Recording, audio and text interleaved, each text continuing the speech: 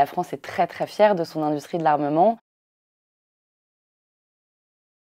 Amnesty International demande l'arrêt des transferts d'armes françaises à l'Arabie Saoudite et aux Émirats Arabes Unis depuis 2015 maintenant, depuis le début du conflit au Yémen. Tout d'abord parce que ce sont les principaux belligérants dans le cadre de ce conflit, mais aussi parce que ce sont les principaux clients de la France en termes de livraison d'armes.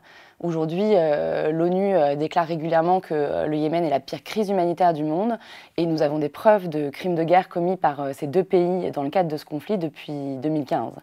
Ça veut dire que la France continue de vendre des armes en sachant pertinemment qu'il y a un risque assez important, voire majeur, qu'elle puisse commettre des crimes de guerre ou se retourner contre des civils. Du coup, pour nous, le cas du Yémen est une illustration assez dramatique des manquements de la France à ses engagements internationaux. Quand on parle des engagements internationaux, on parle du traité sur le commerce des armes, un traité que la France a signé et ratifié en 2014 et qui stipule bien qu'on ne doit pas transférer d'armes à un pays s'il y a un risque majeur que ces armes puissent être utilisées ou puissent faciliter des violations des droits humains. Donc Amnesty International fait partie des organisations qui s'est battue pendant des années en fait, pour qu'il y ait un cadre, un outil pour réguler ce commerce pas comme les autres et surtout pour limiter ses conséquences meurtrières, notamment sur les civils.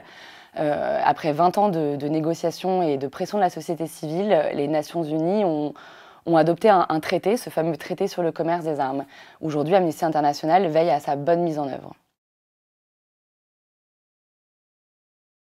Alors c'est vrai que c'est un sujet important et la France est très très fière de son industrie de l'armement.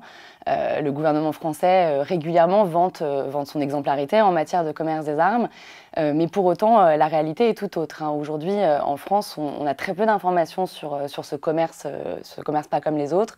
On ne sait pas vraiment à qui on vend, on ne sait pas en quelle quantité, on ne sait pas à quel type de matériel, on ne sait pas de quelle manière les contrats sont signés. Et pour nous c'est une vraie problématique parce que la France se vante d'un côté et en même temps ne rend pas des comptes. Ce qui fait que les médias, la société civile, les députés par exemple, ne peuvent pas jouer leur rôle de sentinelle et contrôler en fait ce commerce-là et s'assurer aussi qu'on ne se rende pas complice de crimes de guerre. Donc le gros du travail, c'est de faire du plaidoyer auprès de ces députés pour les sensibiliser, pour qu'ils se saisissent du sujet et surtout questionnent le gouvernement et questionnent la légalité de certains transferts a priori et a posteriori. Donc ça, c'est vraiment le travail de fond qu'on fait en continu.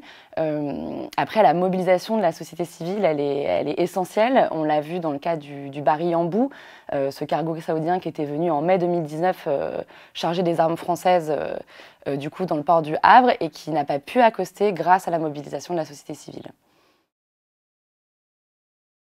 Oui, effectivement, Amnesty joue un rôle de contre-pouvoir dans la société française, majoritairement sur ce sujet de l'armement, puisque comme on le dit et on le répète, aujourd'hui on a un gouvernement français qui ne nous donne pas toutes les informations sur un commerce qui met en péril des milliers de vies humaines. On a aussi un gouvernement qui passe son temps à mentir à la population française sur ce sujet-là.